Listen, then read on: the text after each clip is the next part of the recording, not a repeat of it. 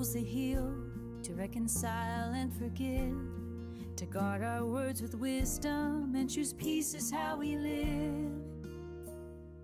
Plant the seed, tend the soil, let the Spirit be the rain. In the beautiful marriage garden, you are mending every pain. With a cord of three unbroken, we will stand and sing. Love grows wild and holy in the shelter of the King. We'll prune our pride, lift truth to life, and pray through every night. We'll learn to fight for us, not me, and keep our hearts contrite. Speak life, listen slow, let your word be where we go. Unity with purpose, hand in hand we grow. Plant the seed, tend the soil, Spirit be our rain. Make our covenant a mirror of your kindness once again. With a cord of three unbroken, we belong to you. Beautiful marriage garden, blossoming in truth. When the rush of life feels louder than our vows, and weeds of worry try to take the ground, you, Lord, teach our hearts to slow, to tend, not tear, to speak with gentle truth and listen in repair. When storms roll in and nights run long, we're rooted in your faithful love, still strong. Plant the seed, tend the soil, let the Spirit be the rain. In the beautiful marriage garden, you are mending every pain. With a cord of three unbroken, we will stand and sing. Love grows wild and holy in the shelter of the King. For the single heart that's learning how to wait for the bride and groom with calendars and fate. For the decades deep who water vows with grace. Will seasons ever wasted in your cultivated place? Judge us tools to heal, to reconcile and forgive, to guard our words with wisdom and choose peace is how we live.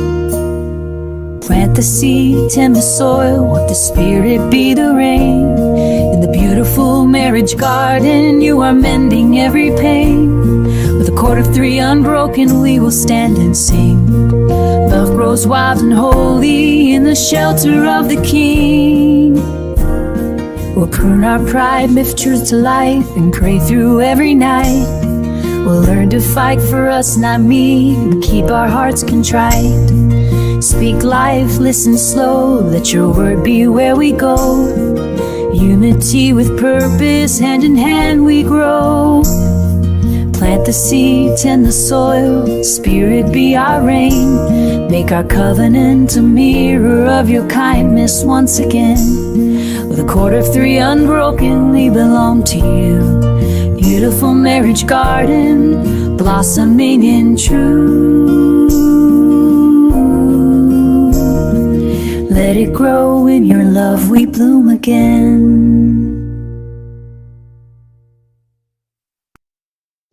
Hello, everyone. Welcome to the Beautiful Marriage Garden podcast. My name is Mary, and if today is your first time of joining us here, we are so excited to have you here. I have Michael, as always, with me to hear. Welcome, Michael. Thank you, Mary. How are you doing this morning? I'm blessed and highly favored, and how are you too? Awesome. I'm so blessed as well. Awesome. Okay, so yes, it's Saturday, Parkway. We look forward every Saturday to having you here. I think if we had to give the best participant award, probably would definitely go to you. But we are here for another episode of the Beautiful Marriage Garden podcast. If today is your first time of joining us, you are welcome. This is the Beautiful Marriage Garden podcast hosted by Michael and Mary Agronah. We are a Christian couple who are interested in helping others live God glorifying lifestyles.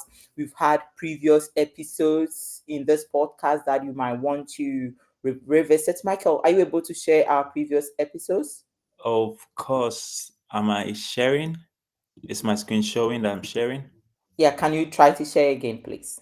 Okay. All right. Let me know if it works. Yes, you are sharing now. Awesome. So in the previous episodes we've had a series of conversations on various topics. When you go to our Beautiful Married Garden YouTube page, you find our podcast, and that has everything. We've grouped them into playlists, and you see playlists when we spoke about how to heal from broken relationships. We've spoken extensively on that. We've spoken extensively on why what is the role of physical features when you are choosing somebody to date towards marriage. We've spoken extensively on proposals. We spoke about how do you propose, what is a proposal, how do you accept, how do you reject a proposal as a lady. If there's a guy in your life who seem interested but is not speaking, what can you do as a lady? And then we spoke on some crucial conversations to have when you are in a dating stage that you should never ignore. Then we also spoke about the five love languages. So, Mary, correct me. I think that was the last episode we've had. Is that correct? Yes, yes. Great. No, not the five love languages. The last episode was basic differences between men and women. Awesome. So the most recent one we've done was the basic differences between male and female. And I think we get to organize that in the playlist, but that would definitely be in the podcast session for you as well. So those are the episodes we have had so far. And they are all on the YouTube page at Beautiful Marriage Garden. Thank you so much, Michael, for giving us this detailed overview of what we've done so far. We really appreciate you. And yes, each Saturday is different, the energy is different, the temperature is different, the tempo is different, the dynamics are also different. So if today is your first time of joining us, please don't just end at today. You might want to visit our channel. And today we are streaming live on YouTube and on TikTok. On TikTok, our handle is at Beautiful Marriage Garden. So hey, if you know somebody who's not a YouTube person but is a TikTok person, you might want to go onto our TikTok page and share the live link with them. We're so excited to have you here with us today.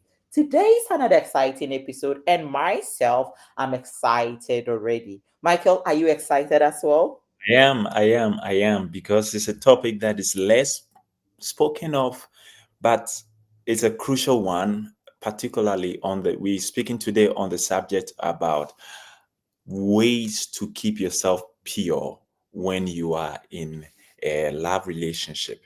And I'm looking forward to see what God has for us today. Amen. I'm also looking forward to seeing that. So, Michael, the ball is in your court.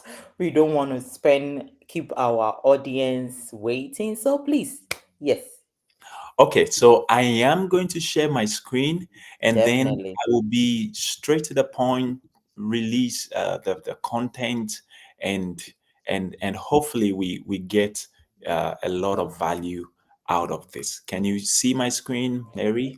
I can see your screen. Awesome. All right. So, like we always do, we're going to start with a word of prayer, and this is by no means any way of excluding anybody, but this is just our value. So, we welcome everybody to partake in this very simple prayer. Let's pray. Father, we thank you for today. We ask that you open our understanding and teach us. In Jesus' name, we pray. Amen. The things we'll be sharing today are useful for anybody, whether the person is a person of faith, whether the person believes in whatever the person believes. But the truth here are key for anybody. And we discussing how to stay pure when you are dating. Now, first, I want to lay some foundations by stating that emotions and the desire for sexual intimacy in itself was created by God. So that we need to get right, because if care is not taken, we might end up having a very negative attitude towards it. And when we get into the context of marriage, we might struggle in that area. Now, the statistics shows that one of the major causes for marriages breaking down is sex not handled properly and money not handled properly. So it's something that we need to understand this even as singles from the right perspective. So let me point out a few things. So first of all, to mention that this discussion, the idea of sex, the idea of emotions and intimacy is not something that is in itself evil. That's something God created, but He created it for a purpose. So when we read Genesis 1:28, we see that God blessed Adam and Eve, and part of the blessing was for them to be fruitful and increase in number. Now, that blessing can be taken literally, it can be taken as something spiritual, but in the literal sense, this is talking about reproduction. That phrase is talking about reproduction.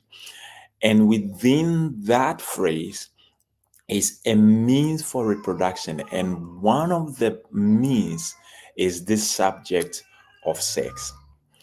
So God created it, and it is aimed to help fulfill that blessing, or that blessing that God gave man. Now, the second emphasis I want to lay is that everything God created is good. Once something is coming from God, it must be good. So the issue is not the subject, the issue is how it is handled. And just like anything that is created, it can be abused. So, what we want to talk about really is how not to abuse it. Now, I'm still laying some foundations. The other thing I want to mention here is that as we read through the scriptures, it's so clear that the subject of sexual intimacy is not that God doesn't want people to enjoy. It is that God has reserved it for the context of marriage because of the implications that comes with it when practiced outside marriage. So, like anything you take, let's say a football game, there are boundaries along which the game is played. A soccer game, a player is not allowed to hold the ball with their hands or kick people at random and so on and so forth. So there are rules of engagement around this subject. So the whole point is that if practice within the boundary, that's correct. If practice outside the boundary, that is a problem. Okay, so one verse that really strikes me when I read it is the verse in Hebrews 13:4, where it says that marriage should be honored by all. So, marriage is a good thing, marriage is a beautiful thing, marriage is to be enjoyed. Every society is supposed to hold marriage in high esteem. But then that same verse cautions us that the marriage bed needs to be kept pure. And it tells us that God will judge the adulterer and the sexual immoral. So the point is that marriage is beautiful, but prior to marriage, keep yourself pure. So that's all this verse is saying. Keep yourself pure, because any impurity practice outside marriage is going to attract the judgment of God. And this by no means passing judgment on anybody as or whatsoever, but I'm just reiterating what the verse is saying. So now that we've laid the foundation, so the foundation is as follows. Number one, our emotions and the butterflies in us was put there by God. Number two, if it was put there by God, then it's not evil in itself. Then the third thing is that just like anything that God creates, it can be abused. So we want to address the issue of the abuse. Then number four is the fact that the practice of sexual intimacy has been secluded to be practiced within the context of marriage. And practicing it outside the context of marriage comes with some consequences. So these are the foundations I want to lay before we even start the discussion. And Mary, of course, feel free to chime in. If our audience agree that we are happy to work with this foundation, then I can start delving into the other matters. Okay, so let us explain what sexual purity really means. So, the idea of purity goes way beyond just the practice of the deed itself. So, the idea of purity includes guarding thoughts, conversations, touches, behavior, anything that will awaken desire to do something that should have been practiced in marriage. That staying away from something is called purity. So I want us to think of this because we've experienced a lot of situations where um, we have people who are dating. They may not necessarily have gone to bed with one another, but they are doing things as though they were married. And they may argue that, oh, we are still pure and so on. But the point is not just a deed, there is more to it than just a deed. And here is a passage that often um, challenges me when I read it. This is a statement by Jesus himself from Matthew 5:28. And he says that, but I tell you that anyone who looks at a woman lustfully has already committed adultery with her in his heart. Now, this doesn't mean the mere look of somebody or the mere look at a lady as a guy or the mere look at a guy as a lady means you have committed adultery. Of course, this is not what is being said here. Neither is this saying that if you admire beauty or admire somebody looking handsome, you've committed adultery. No, that's not the point. The point is the emphasis here is on lustful look. Lustful look. What really does that mean?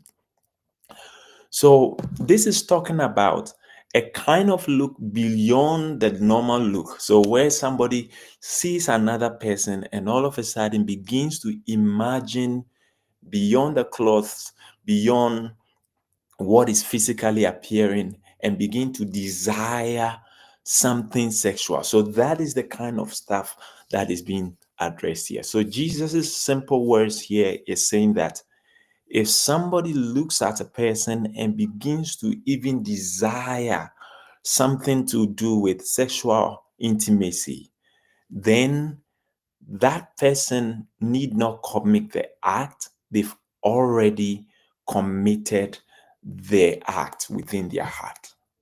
So I hope that point is being made. So on this basis is where we are delving the subject that purity then would go beyond just the act. It will include thoughts, conversations, and things that would draw your attention to that. Okay, so Mary, do you want to add anything at this point, or are we good? I think you're muted if I'm correct, or can't hear you. Not at the moment.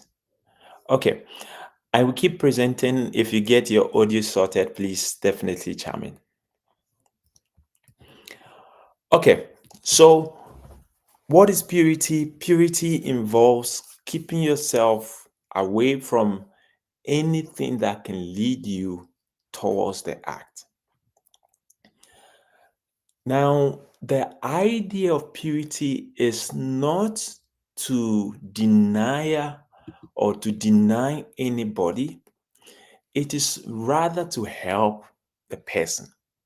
So, as parents or as people who may have others under us, if you see a child who is asking for maybe a knife, you would, as an adult, say no. But you're not saying no because you want to deny this child. You're saying no because you love, you care for this child, and you know the consequences of giving a knife to a child, right? So rather than thinking of it as though, why is there so much restriction about this whole stuff? Think of it as, oh, this is actually to help me. And that is the spirit of the whole discussion. So purity in reality really is for your own good. It keeps your mind okay, it keeps your heart okay, it keeps your walk with God okay, and it also keeps the bond of trust between you and the person you are dating. So that the whole idea is not the spirit of restriction, is the spirit of for your own good. And we'll later be talking about how trust is broken when two people dating begin to sexually explore one another. The consequence in the marriage, it's unthinkable. So we'll touch on that pretty soon. Mary, I can see you are on now if you want to Yes, chat. I'm sorry. I put myself in the backstage, and unfortunately, I think it's I automatically see. muted me. Yes. So I think one of the things usually we think about when we are talking about purity is the fact I am a virgin, I've not had sex. But as you said, it just goes beyond that. It is a whole mentality. It's a whole experience that begins from somewhere. So I believe that everybody watching us live, we have a number of people watching us live on TikTok. Now we have people watching us on YouTube. Everybody is gleaning something from this. That the whole concept of purity in our modern world seems to be flawed. That people, somebody claim I'm a virgin, but they are not pure. So let me allow you to flow. I will just interject in if I want to add my voice. Thank you. So let me I wanted to talk about the implications. Maybe I should do that. So the implications of, before I even touch on some of the practical tips and ideas to keep yourself pure, let me even talk about the implications of um, exploring somebody you are dating sexually before you even enter the marriage. Maybe you're one day away from your marriage. You are, maybe next week is your wedding. Maybe you are just few minutes away from your wedding, whatever. And you're thinking, come on, we're just going to marry soon. Well, what's wrong? Let me tell you, at least be aware of the implications before you do it. So if you choose to do it, at least be aware that, okay, I know what the consequence is, and I've still decided to do it. So, first is the issue of trust. This is a big one. Why is that big? Immediately you find, so, and we are sharing this with you as a couple that have been involved in counseling people preparing for marriage for so many years now. If two people are dating, let's say a guy and a lady, they are planning that they were going to get married at some point. Immediately they start veering off into this area. What happens is that even if it's unspoken, in the mind and the heart, each person is now suspicious of the other. So when this guy goes out or this lady sees this wonderful guy around another sister and even nothing is going on, but in her mind, hey, why is he so close to her? Look at the way she's laughing. Something might be going on. And that whole suspicion is being fueled by the fact that the boundaries have been broken off in the relationship. It even worsens when you enter marriage now. If something already happened and then you enter marriage, now you are married together. Let's say your wife has to travel maybe because of work appointment or something like that for a week or two somewhere. As a man, you're thinking, oh, if we did this when we're dating, can I imagine what she's capable of doing now that we are married and she's going for 1 week away? And all these suspicions and insecurity is coming because of that incident during the dating stage. Why? Trust is broken. Trust is something that is hard to build. It can take many years to build, but it's so easy to damage within a minute. So the first consequence of indulging in the area of impurity when dating is the idea that you would be breaking trust. You'll be breaking trust. Now, the second thing I want to mention is that this is an issue of covenant. No, but a covenant basically is not a contract. Covenant basically it's more stronger than a contract. It's more like a contract with an oath. So that once a person gets into covenant with another person, what they are saying is that they agree to carry on themselves all the good and all the evil from the other person. Likewise, that person carries all the good and all the evil from this other person. And the idea of sexual intimacy is more than just a physical act, it's a covenant. So 1 Corinthians 6:16 mentions that anybody that joins himself with another person has become one flesh with a person. So by doing this within the context of a dating relationship, what is happening is that covenant has been entered into in a way that is unhealthy. The implications goes from affecting the person's spiritual life to many other implications. So you should just be aware. If you want to toe that direction, you should be aware of the consequences that it comes with. The third one is, in our generation, it's so easy for people to say, don't judge me, nobody's righteous. Why are you passing judgment? But that's not the point here. The point here is that, or for instance, if I see fire and or somebody sees fire around and I'm going to put my hand in the fire and he tells me, if you put your hand in the fire to burn you, can you imagine if I say, oh, don't judge me? Why are you judging me? If I do it, of course I will be bent, right? So Definitely. this is not an issue of passing judgment. This is we just opening up the issue. So the Hebrews 13:4 account mentions that God will judge adulterers and sexually immoral people. And this judgment is not something like, oh, for the future alone, but it could start now. Your joy, your peace, your intimacy with God is all tempered with just by that single act. And Mary, let me throw this question at you. As married people, do we have sexual intimacy 24/7 non-stop?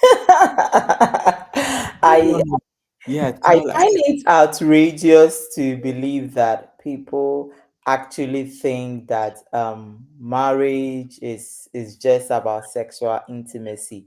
The truth is, of course, in the context of marriage, you are able to have sex without any eye poking somewhere, without thinking, oh, will my mom, my dad, or the other person's parents be happy and all that.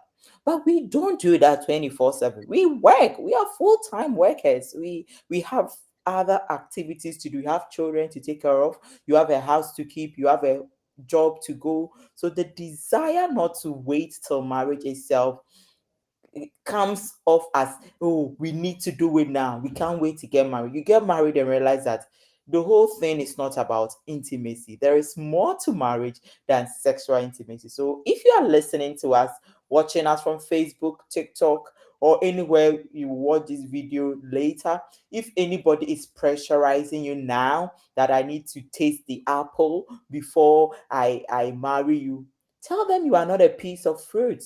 You are fearfully and wonderfully made. And if they want to enjoy sex in the beauty of its decency and holiness, then they should have the patience to wait and marry you properly before.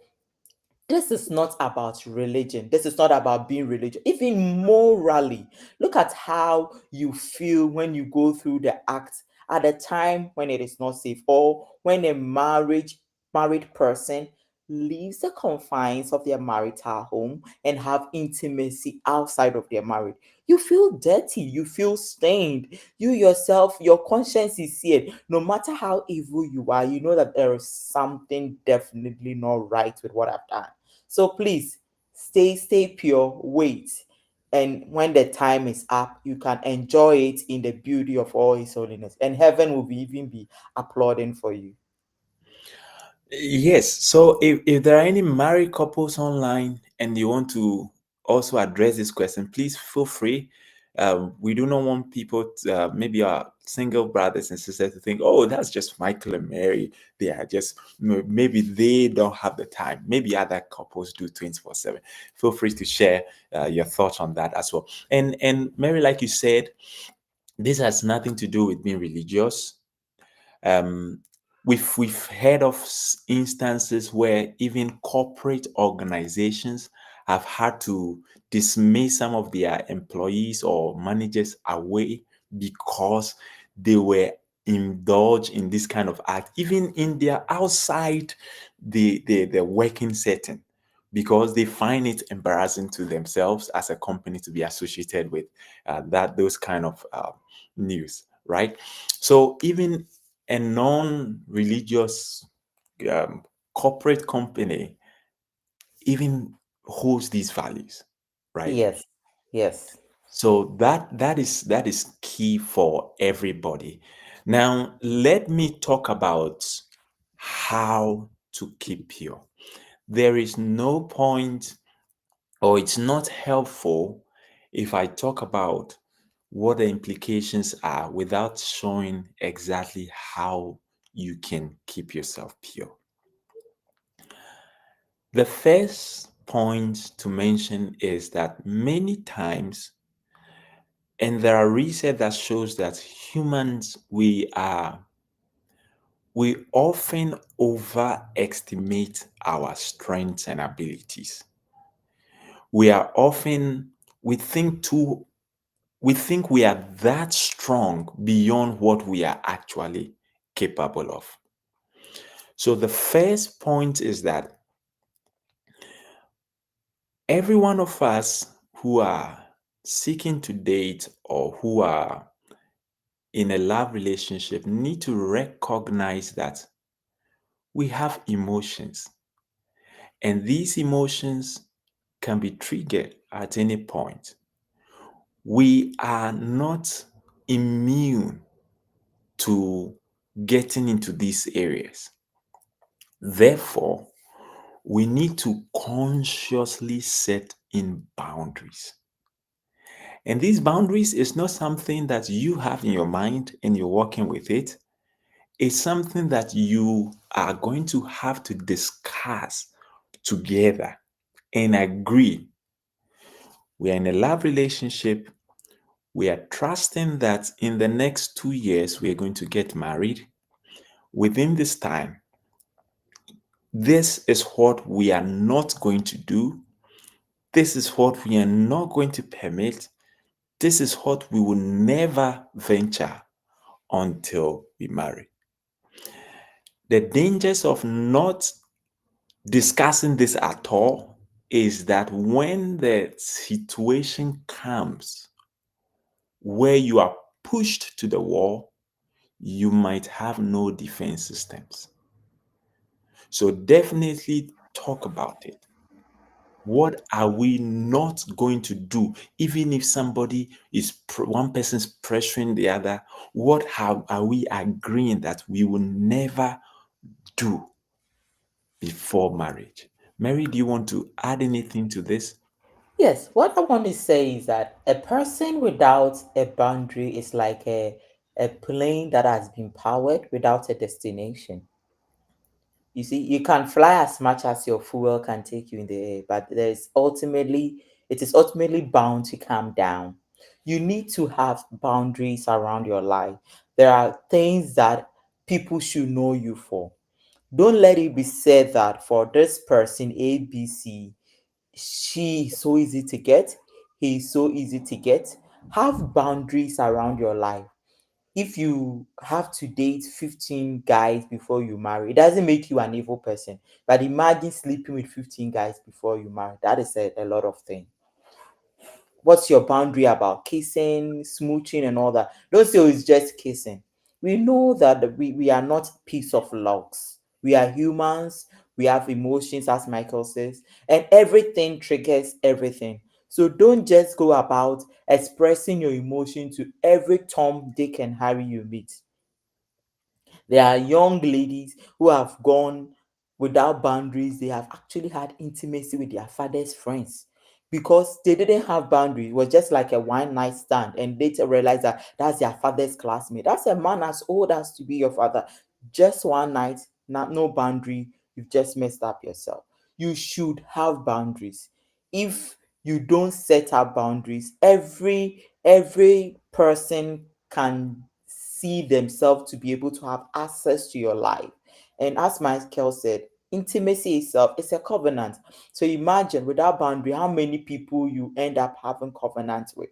And we talk about the spiritual implication. You get married and there are a lot of issues you have to deal with backstage. So please set boundaries. Don't let people say that you are archaic because you want to have no sex before marriage. It is not archaic. It's still the end thing. It still stands perfect. It still stands sure.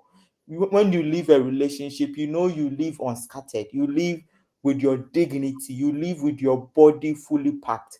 But imagine that you've gone so deep, so wild, so confused that now you feel like I've been hurt beyond just the physical status. So set boundaries and make sure you and your partner work so hard to keep those boundaries. Thank you, Michael. Thank you, Mary. And I would even go ahead and say that document these boundaries. If possible, document them. So today we agree that we are not going to do A, B, C until we marry. And keep yourself reminded of these boundaries. At some point, it may get to the point where one person wants to violate this boundary. And then the other person reminds the person that, hey, remember, we agreed that this, unless both of you decide away with this boundary stuff, we are going to do what we want. And then that's both of you, your decision. But this is very crucial. So if to all our single brothers or single sisters, if I were in your shoes, right after this podcast, I'm going to start thinking about how I can call this person I'm dating and begin to discuss these issues. And let it not be like, oh, why are you even thinking about this by now? Why you shouldn't even be thinking about this? No, address it, because not thinking about it at all is not a means of escape. The only reason, for many people say, oh, me, I'll never do this. Oh, wait, you probably haven't been confronted with that situation yet. Yeah. It's so easy to say, I'll never do, or wait until you are faced hand in hand with the situation. And the example could be the story of Joseph in the Bible. If you are confronted with situations that have really pushed you to the wall, if you do not have personal boundaries you've set in place, you will be found wanting. And Michael, I just want to say this. It is by no means trying to look down on my gender as females. But you see, certain boundaries goes beyond just the geographical jurisdiction. Don't do this, don't do that. It also begin with how you even present yourself as a lady. I'm speaking this from a heart of love and from a heart that seeks to make sure that certain things you've taken for granted are corrected. First, he met you in a very compromisable location. Maybe you went for a friend's party, and while you were dancing together, you didn't mind him dancing close to your bum and holding you in compromisable position. That itself is no boundary. So as soon as he saw you at that position, he knew this is a lady who is an easy get. Because imagine four guys were dancing with you at that place, in that same position, in that posture. Or when they met you, you look so sensual. 95% of your uh, boobs were all over the public space. You were dressed in such a way that he could literally see your physique, nakedness out of it. Unfortunately, men, as we learned last week, are wired visually. So, per seeing you alone, you've sent signal that you don't have boundaries. I'm saying this out of love, my dear sisters. Dress the way you want to be addressed. If you want your boundary decision to start from the very first, there are ladies who meet guys from nowhere and they have what they call one night stand with them. No boundaries at all. No boundaries. Dress the way you want to be addressed. Even before you start discussing certain boundaries, your presentation should be bound. Your presentation. Don't just go out. And it's quite unfortunate.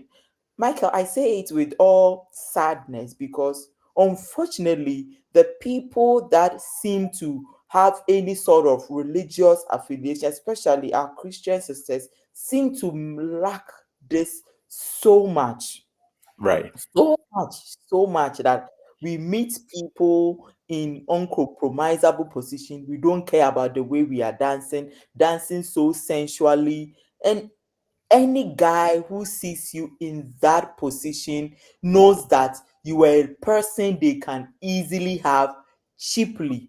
You might have high standard values, but they saw you at a wedding ceremony, at a party, you were dancing, you know, those kind of dance. I don't even know their names. You were just shaking your waist back and forth, moving those as if you are any of those nude musicians on stage. Right there, that guy coming to you is coming without boundaries because he knows that that is how you dress and this is how you are addressed. Please, this is from the depth of my heart. I'm in no means degrading anybody. I'm saying it out of love. If you want people to treat you, I'm not saying dress, cover yourself head to toe. I don't do that, so I can't even recommend it to you. But when you find yourself in public spaces, be sure that your presentation speaks who you are. If you meet people and the only thing they say, oh, is that not that lady who dance shaking her bum? That lady who is always twerking with guys? Oh, no, no, no. No, you cannot even start any discussion on setting boundaries because there is nothing like boundaries in your life. And I see a comment here that says absolutely dressing is important. Thank you so much, Auntie Irene. Dressing is important. Yeah, Michael, I will let you go on. Thank you. Thank you so much, Mary. I will talk to the guys as well since you have spoken to the ladies.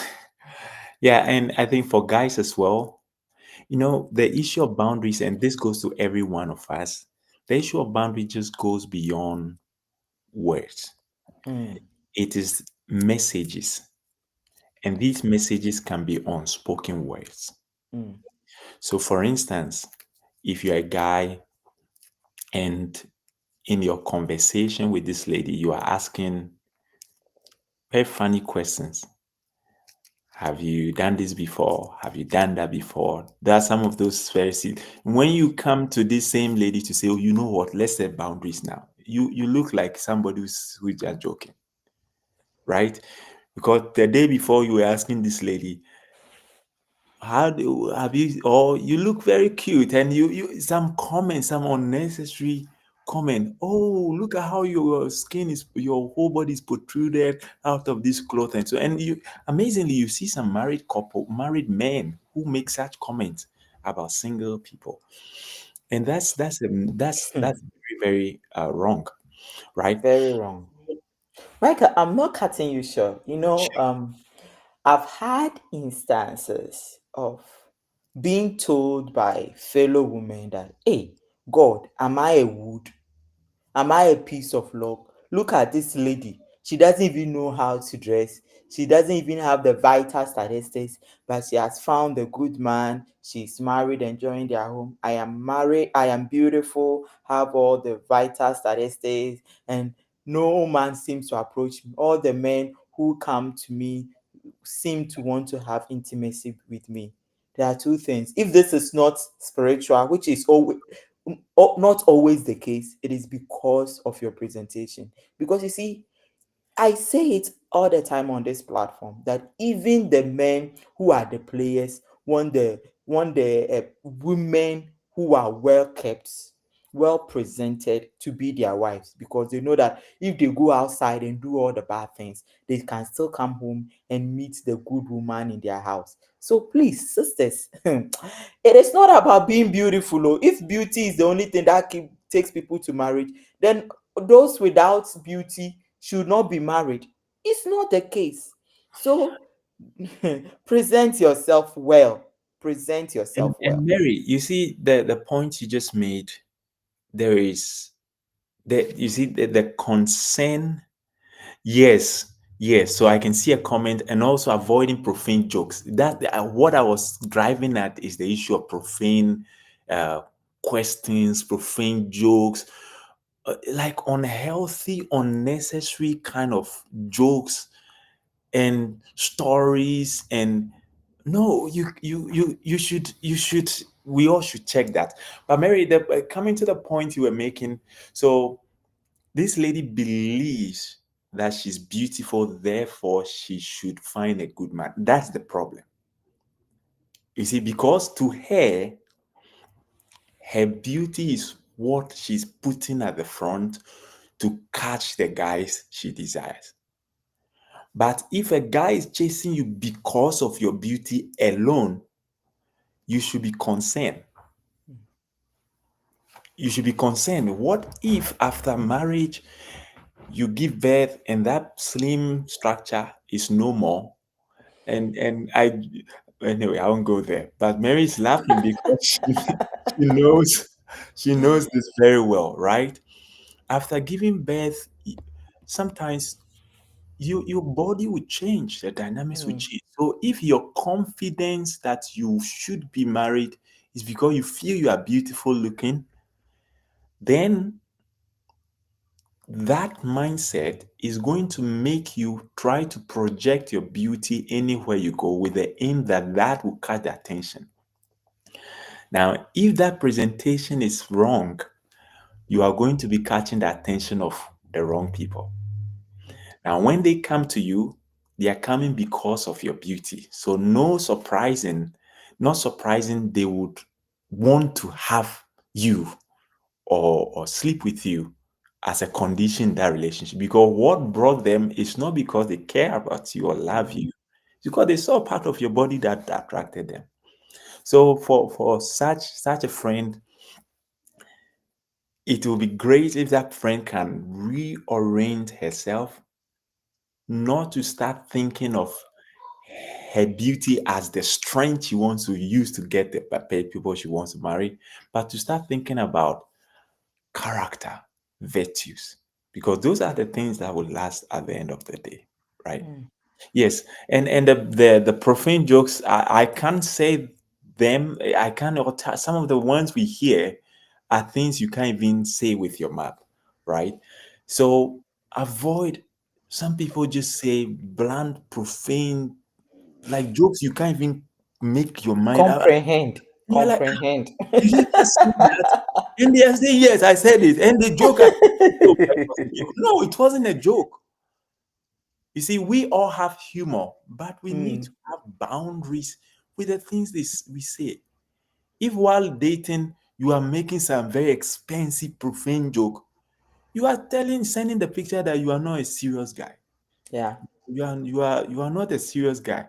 Maybe you are a comedian, maybe not. Maybe we are a very serious person too. But your comments are giving you away. You are painting a different picture of who you are. Let people, it's okay to have humor, that's okay. But don't go beyond the boundaries. Don't. So, getting on to this point, when we say boundary, we are saying not just spoken words, but your whole life must communicate the boundaries.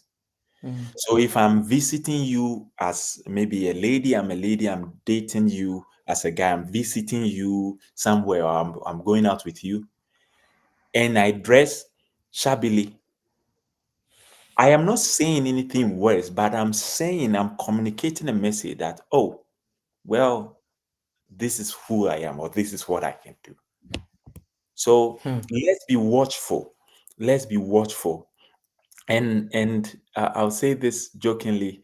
Um, I was sharing with somebody. I came to my notice that I've over the years, a number of the people we counsel, Mary, and be outside that, I've observed something about some sisters who dress often, and part of their brow is showing, and they are loosely dressed somehow, and they may not mean it, but it's communicating something. So just be mindful. Let's be more intentional. That's the point I'm saying. Let's be Hmm. more intentional. You may not mean something, but you can't prevent the message that is communicating. So instead, why don't you just be more deliberate? So if you are going out, maybe check with somebody. How do I look? If say you look good, you're beautiful. Is there anything that is communicating differently to somebody that might be unhealthy? Then we say, oh, this is, of course, as an honest friend, right? If there's some people when you're entering fire, they'll say, oh, good, you are doing so well, keep going, right? Okay. So, Mary, is it And okay if I? and one last thing I want to say before you go on. I Yes, don't know why this is so boiling within my heart, but you see, dear sisters, you are dating him, he comes to visit you, and now is the time you are going to take a bath. You meet him right. at the door with a slimpy towel wrapped around you. No, What are you expecting? no, very unhealthy. And the truth is, even in my own house, I don't go about with towels around. I'm very conscious what I even show my children. No, be very intentional. Yeah, That's the truth. Like, don't don't give yourself as somebody who is easy to go. So a guy visits you, so stay in the chair, let me go and take my bath. You enter your room, you wrap a towel around your waist, and you come to the hall. Are you okay with that towel around your waist? Then you bypass no, no, no, no. You see, you might not mean it, but guys are very visual. Everything you are doing is communicating one message. The reason he left you to marry another lady, he sees you to be. I'm so sorry if this is hurting you or making you feel bad, but that is the truth. Everything matters in a love relationship. Everything. Don't leave any room to chance. You went to visit him, and in the night, he says, okay, you stay in the bedroom and I will sleep at home. So, no, no, no, no, no. Come and sleep on the bed with me. You are giving some signals you might not even know. that's Be be very, very intentional. Be very, very intentional. Your body is a temple of God. You are worth more than rubies. Don't allow somebody to just have it on a silver platter. And there's another comment is that you can also set boundaries by not laughing at those jokes, and the person will stop. Don't be a collaborator. There are certain things, exactly. I crack funny jokes with my husband, but there are certain jokes I share with my husband. I can't share it outside of my marital home. No, no.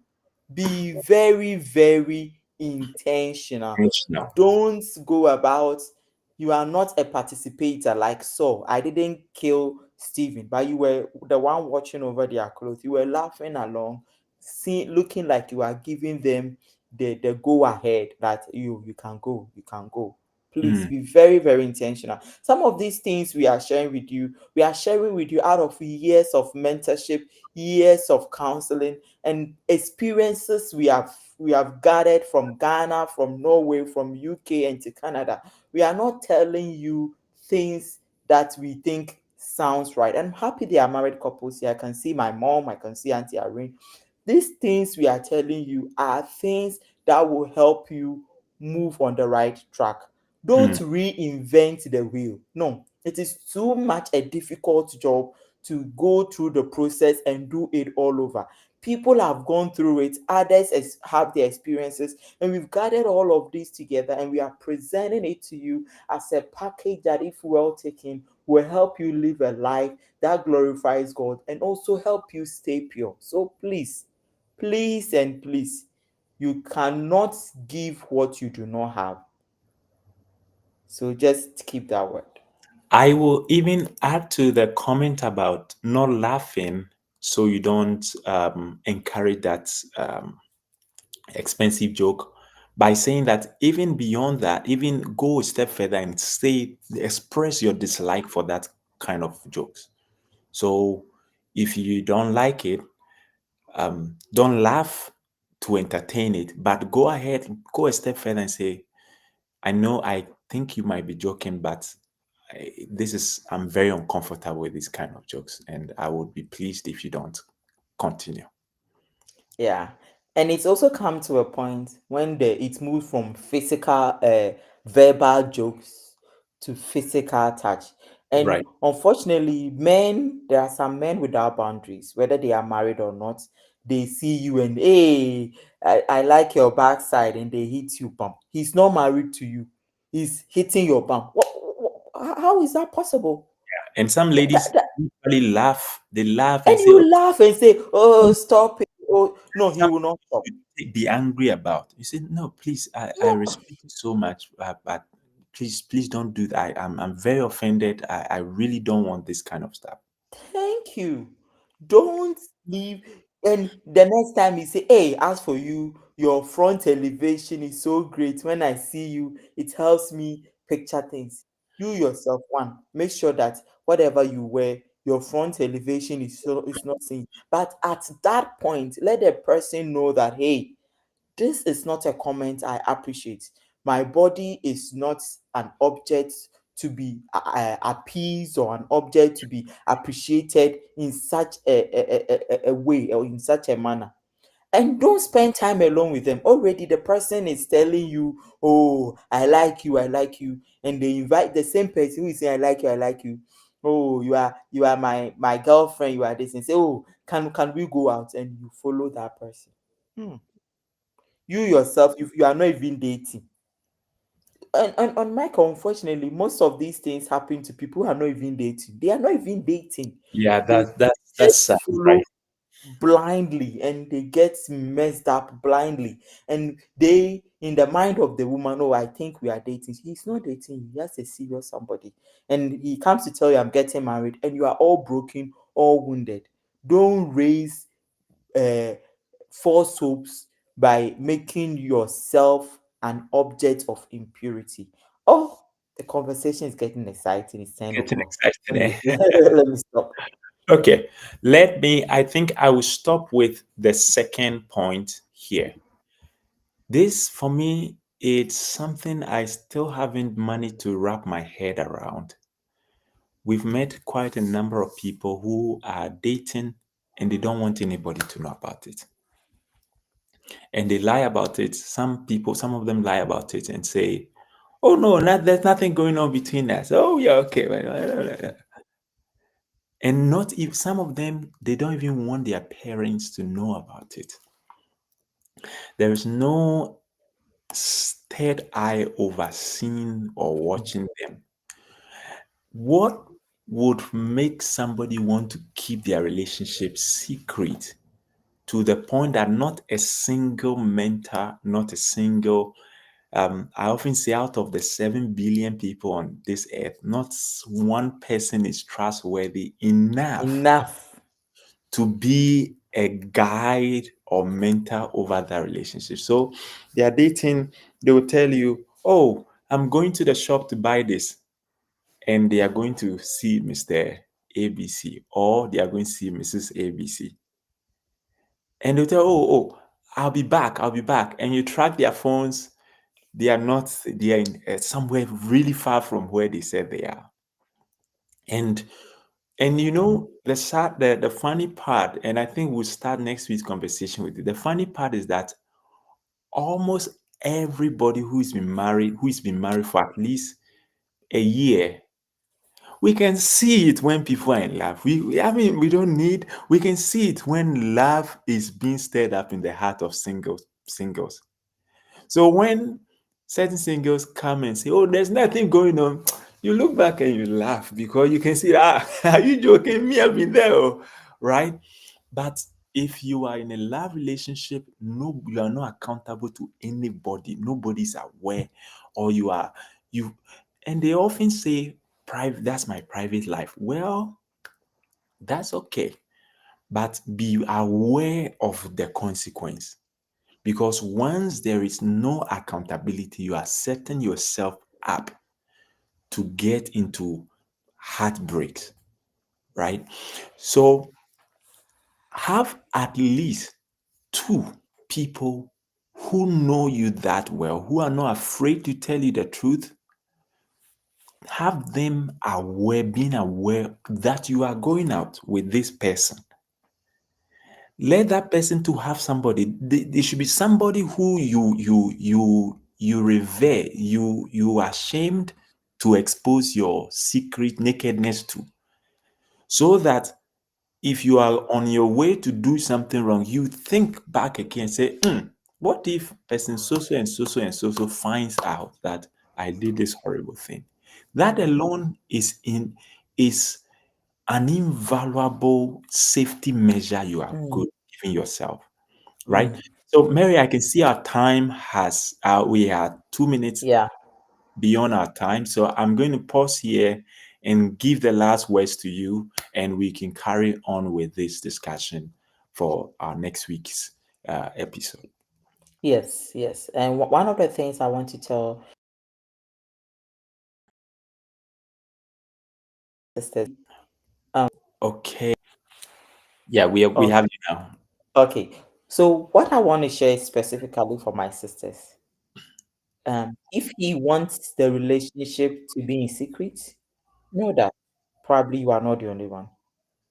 There could be a couple of others in the show, and so doesn't want any confusion. And don't ever say that my relationship life is my private life. Of course, it's your private life. We know that. But there should always be someone, a person you trust who knows about it. We live in a global world. Things do happen. Recently, I saw in the news somewhere that a young girl was like killed by somebody, dumped in the car for a couple of months. I don't know how many people knew that that young girl was dating that person before they realized.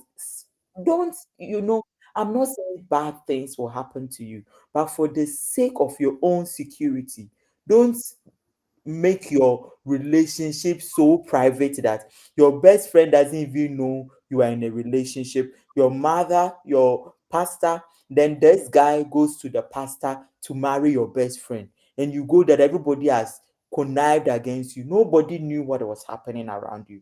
Don't don't make yourself accountable to yourself. You are not the only person who should be knowledgeable of your story. Have trusted companions, mentors, and that's why it's very important to have mentors in your life. If, as at this time, you are single and you don't have any person who is actively a mentor you can look up to, that's a big challenge. And I will repeat this over again. If people are saying that don't marry, marriage is bad, women are cheats, remember their background. They are probably saying it from their bad marriage experience. Experience. And this is an indication. If you don't acknowledge the kind of marriage they have, if their marriage is not something you really, really want to experience, then it's possible that when they are sharing their personal experience with you, some of the things might be a bit flawed, especially if a woman has been hurt. She will give you all the negative reasons why you shouldn't go into that relationship or that marriage. If the man has been hurt, he will give you a ton of reason why you shouldn't have a relationship with that woman. So be very conscious, be very careful before you pick a mentor. Learn their life story. And not all mentors are on TikTok doing live. Not all mentors have YouTube channels. There are people with very beautiful marriages. They don't talk so loud like the way me and Michael are loud. So fish them out and make sure you get people who are willing and ready to help you. Thank you so much. We're sorry we're taking some of your time. Thank you, everybody, for showing up today. Please share this with people that you might find this useful, and we are very pleased and honored to be with you from the beautiful marriage garden. And we encourage you to consume all our materials. And this is a quick announcement coming up. We are about to publish the book we mentioned to you early on last week, the book for single ladies on how to search and find a husband, how to search. And these are areas that often is not spoken about and so on. So we are trying to, and it's a big need. So this book will be out. When it's out, we'll upload it on our YouTube page, a chapter each week. And you can go there, enjoy it for yourself, and share it with all those who find that useful. May the Lord bless and keep you and give you a wonderful week. And we look forward to seeing you in the same time next week on our beautiful Married Garden on YouTube or on TikTok or on Facebook each Saturday at 11 a.m. EST. And you can calculate that whatever your time zone is. Mary, I am done from my side. God bless you all so much. Please, we know you enjoyed this session. God bless you, Michael, for pouring yourself to us. Please, if you've not subscribed to this channel yet, we advise, or if you are not following us on those watching on TikTok, follow us. This is a beautiful Marriage Garden podcast. We share God-centered marriage tips, and as Michael said, the tips we share, they are not just from a religious perspective, but we believe that if well applied, they will help you live a life that you so desire. We're so happy to have you again today, and we're looking forward to having you again next Saturday. Now, this has been the Beautiful Marriage Garden podcast with your hosts, Michael and Mary Agronah. We love you, and we look forward to having a blessed week with you. And God bless Michael for praying over us, and we hope that your week is great. Amen, amen, amen. And thank you to my mom for always so Oh, thank you, Mom. Thank you, Mom. Nice seeing you. good. So we'll play our beautiful Married Garden song, and then after that, you would not see us. And so this is our goodbye to you. Have a blessed rest of the weekend.